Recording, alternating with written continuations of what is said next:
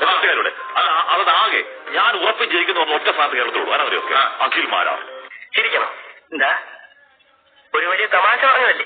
ചിരിക്കണമെങ്കിൽ ചിരിക്കാം. NDA സ്ഥാനാർത്ഥിയായി ഞാൻ വിജയിച്ചു വരുന്ന ദിവസമായിരിക്കും ഈ 4-ാം തീയതി.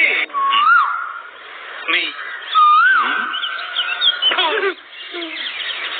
ഒരു റീഎൻട്രിക്ക് ശ്രമിക്കുമ്പോ ആരംഭത്തിൽ അപമാനം. ഇവിടെ എനിക്കൊരു സ്പെഷ്യൽ മെൻഷൻ കൂടി ചെയ്തുകൊണ്ട് അവസാനിപ്പിക്കാം. റിപ്പോർട്ടർ ചാനലിലെ അരുൺകുമാറിന് എന്റെ വാർത്ത ഞാൻ ഉള്ളിലാണെന്ന് വായിക്കുന്ന നിമിഷത്തിന് വേണ്ടി ചില പ്രേക്ഷകരെങ്കിലും കരുതിയിരുന്ന തൃക്കാക്കരയിലെ റിസൾട്ട് ഞാനൊക്കെ പറയുകയാണ്. അഖിൽ രാജ് എന്ന അഖിൽ മാരാർ 10,000 വോട്ട് പോലും തിരിച്ചു പിടിച്ചിട്ടില്ല എന്നുള്ള കാര്യമാണ്. ആ സമയത്ത് ഒരു മാസം റോളിലാട്ടം വന്ന അതൊക്കെ പോയി. ഇപ്പോൾ ഏറ്റവും ഒടുവിൽ 9,161 വോട്ടുമായി 3-ാം സ്ഥാനത്താണ്. താഴേന്ന് മുകളിലോട്ട് പോകുമ്പോൾ 1-ാം സ്ഥാനത്താണ് എന്നുള്ളതാണ് ഞാൻ മനസ്സിലാക്കുന്നത്. രവീന്ദ്ര ചെറ്റയാ, വെറും ചെറ്റ ആണോ?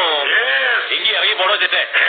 24,303 വോട്ടുകൾക്ക് അഖിൽ മാരാർ എന്ന അഖിൽ രാജ് എന്ന അഖിൽ കൊട്ടാത്തല ഇപ്പോൾ പിന്നിലാണ്. Cool down. ഏത് പട്ടിക ഒരു ദിവസം ഉണ്ടെന്നല്ല പറയാറ്. അതുപോലെ സാറിനുണ്ടാവും ഒരു ദിവസം.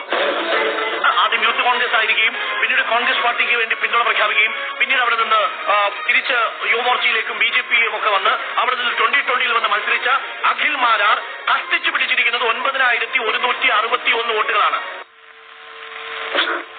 ആർക്ക് വോട്ട് ചെയ്താലും അത് കലേഷിന് കിട്ടുന്ന രീതിയിൽ വോട്ടിംഗ് യന്ത്രത്തിൽ ക്രമക്കേട് ഉണ്ടാക്കി എന്ന് പറഞ്ഞൊരു അപ്പീല് പോയി നോക്കിയാലോ? അപ്പീലിന് പോകാൻ യുവജനോത്സവത്തിലെ ലളിതഗാന മത്സരത്തിനല്ല സാറ് മത്സരിച്ചു. 9,161 എവിടെ? തൃക്കാക്കരയിൽ ഉമാ തോമസിനേക്കാൾ 24,000 വോട്ടുകൾക്ക് പിറകിലാണ് അഖിൽ രാജ് എന്ന അഖിൽ മാരാർ എന്ന വിവരം പ്രിയപ്പെട്ട പ്രേക്ഷകരെ അറിയിക്കുന്നു. ഈ പരാജയം താങ്കൾ ഒട്ടും പ്രതീക്ഷിച്ചില്ലല്ലേ? ഒരു മത്സരമാകുമ്പോൾ ഒരാൾ ജയിക്കും, ഒരാൾ തോക്കും. എന്നാൽ ഇങ്ങനെ ഉണ്ടാവും ഒരു തോൽവി. സന്തോഷമായല്ലോ എല്ലാവർക്കും. ഓക്കെ, ഡോക്ടർ അരുൺകുമാർ, നമ്മൾ ഈ അഖിൽ മാരാരിനൊന്നും ഈ സമയത്ത് അങ്ങനെ പറയാൻ പാടില്ല ഡോക്ടർ അരുൺകുമാർ. കാരണം പിണറായി വിജയൻ പിന്നിൽ നിൽക്കുന്ന സമയത്ത് എന്ത് അഖിൽ മാരാർ? അല്ല, അത് പറയണമല്ലോ. ആഗ്രഹം ഉണ്ടെങ്കിൽ നമ്മൾ കൊടുക്കണമല്ലോ. ആഗ്രഹം ഉണ്ടെങ്കിൽ നമ്മൾ പറഞ്ഞേ മതിയാവും. ലോക തോൽവിയായിപ്പോയി എന്റെ ദൈവമേ. എടാ പട്ടിയെ പോലെ നിന്ന് പോകാതെ നീ കാര്യം എന്താന്ന് വെച്ച് പറ. ഇതോടെ കേരളത്തിൽ ബാക്കി എല്ലാവർക്കും നോക്കുന്നു. അഖിൽ മാരാർ പറയുമ്പോൾ ഇപ്പോഴും ഇറങ്ങിയിട്ടില്ല. ലക്ഷക്കണക്കിന് വോട്ടിൽ ജയിക്കുന്നു പറയുക. മര്യാദയില്ല. ഈ കത്തികയിലിരിക്കട്ടെ. രക്ഷപ്പെടാൻ പറ്റാതെ പോലീസുകാർ വെടിവെച്ച് കൊല്ലുന്ന ഘട്ടം വരുമ്പോ സ്വയം കുത്തിച്ചാവാനെങ്കിലും തോന്നിയിരിക്കും. ഇനി ഞാൻ ഇവിടെ നിന്ന് ഡയലോഗ് കരച്ചു. അതുകൊണ്ട് ഞങ്ങൾ ഞങ്ങളുടെ കൂട്ടുകരച്ചിൽ പോലെ എല്ലാരും